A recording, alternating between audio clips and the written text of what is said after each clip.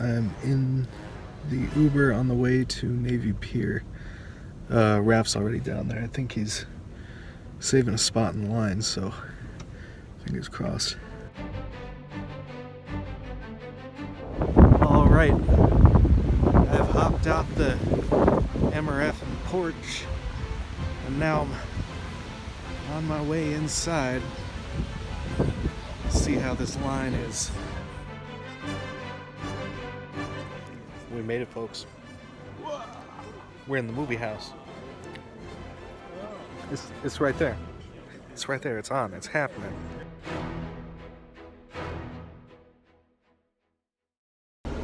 So I just realized after we already recorded everything and left Navy Pier, we didn't do anything in the way of introductions. I, as always, am Kid Aikino.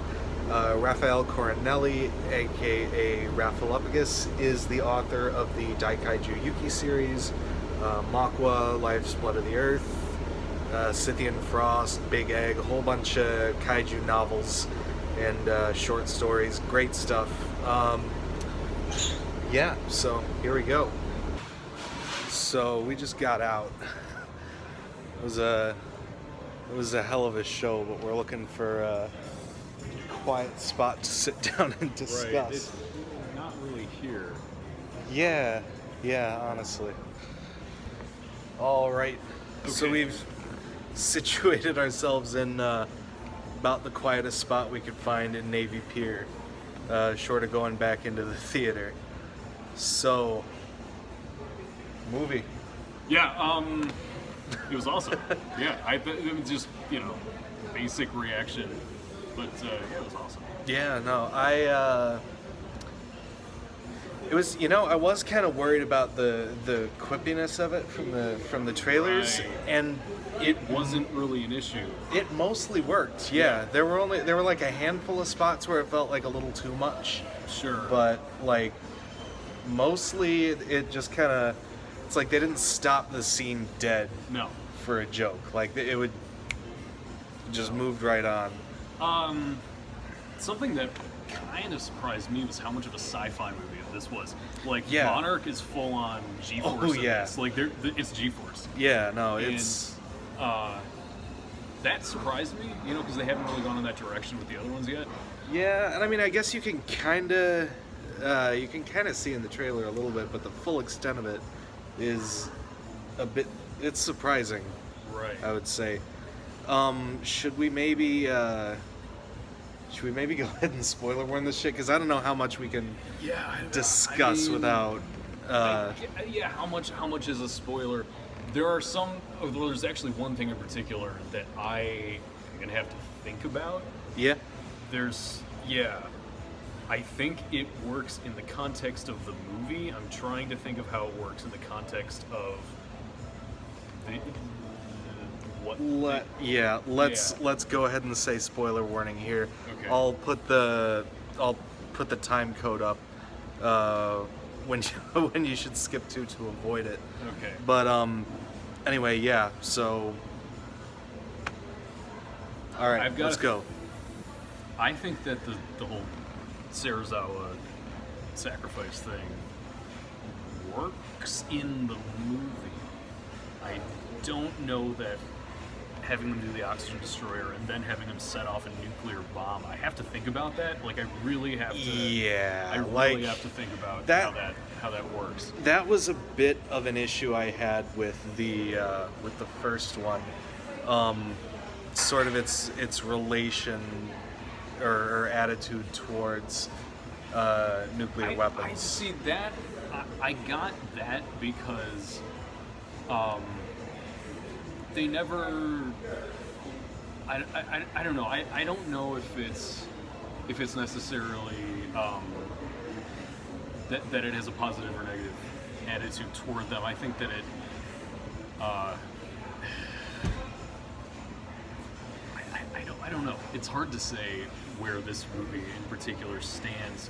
I'm gonna say that it's at worst ambivalent, but but the thing that I have to think about is like how they kind of take the character arc of the original Serizawa and flip it on its head in a way that feels a little Star Trek Into Darkness, you know what I mean? Where they take I wouldn't know. I haven't seen it. okay, where they take one character's death and just flip it around to have this death happen in a different way.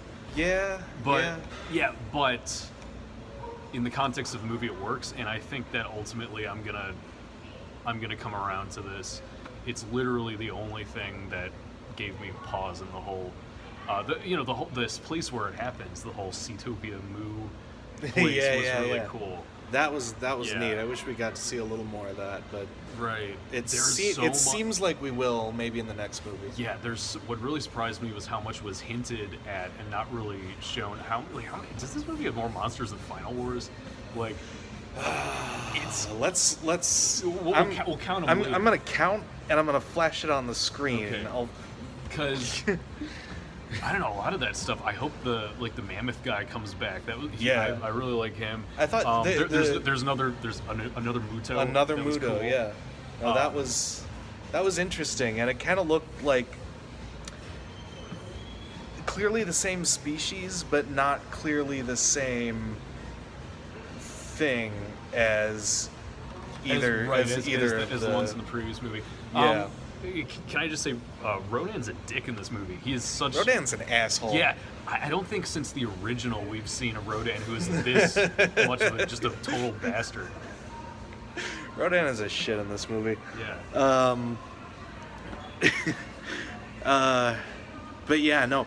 But the Serizawa thing was interesting to me. Yeah, you know I guess what? it's no, with the nuke. I guess it's no worse necessarily than versus King Ghidorah. No. In that respect, but having the oxygen destroyer be such a, it's kind of nothing. Yeah, it's really it's true. That's something that I'm wondering. I'd like to hear some more people whose views I respect on the matter weigh in, just to have a conversation going. The last thing I want is for people to watch this video and consider this like a talking point to trash the movie. Oh, because, hell no. No. It is a thing, and like, I mean, basically all I do with any movie is like, obsess over the ideology, really. But like, and it is odd in this movie, but it's like it's an American blockbuster. It's gonna. Right. It's gonna be a little complicated, especially just considering the reality of trying to get military hardware on a budget. Yeah, exactly. I don't know if they. I don't know if this was like a Department of Defense partnered production or not. Well, I mean, I don't think that aspect of it is even. It's it's not like a it's not like a big thing. Yeah, overall, it is a hell of a movie. Yeah, I would say that if, like, when you hear Hollywood's making a Godzilla movie, this is kind of what you would picture as the, like, oh, if they do a really good job, this is what it would be like. Yeah, this is like the realistically the best outcome. Yeah, I would absolutely. More or less like it makes me more excited. I mean, I was obviously excited before. It Sure. makes me really excited for Godzilla vs. Kong. Oh hell yeah! I think that's good, just with the way that they've blown open the world in this.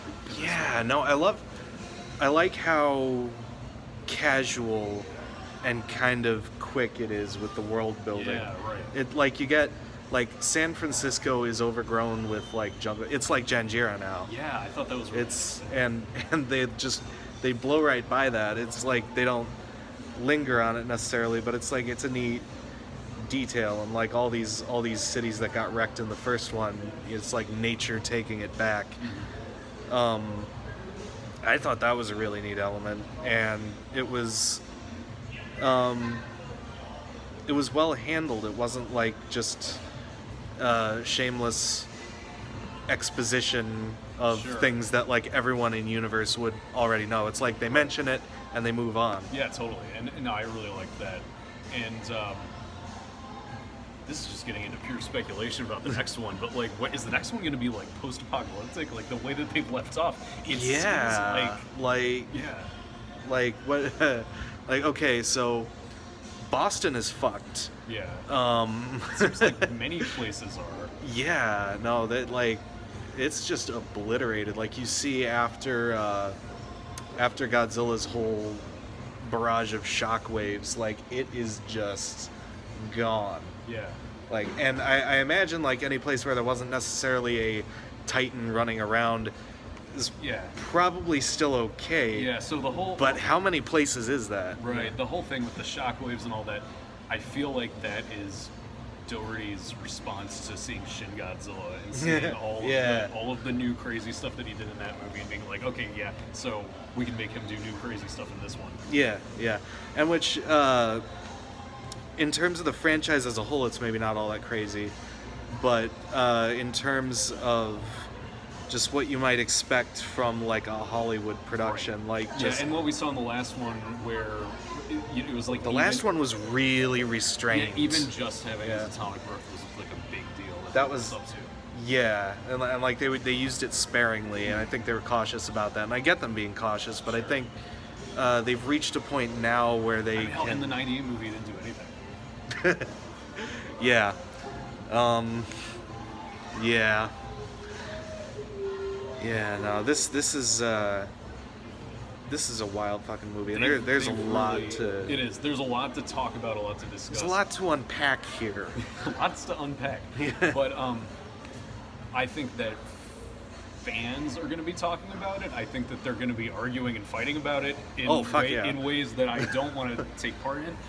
But it's definitely going to be an interesting summer to hear about all this stuff. Absolutely. Absolutely. And we want to hear what you think. Oh, yeah. Let us know in the comments section below. I'm sure lots of people will be letting me know at my G-Fest table and just not leaving me alone. Oh, yeah. Happens. Yeah, that, and...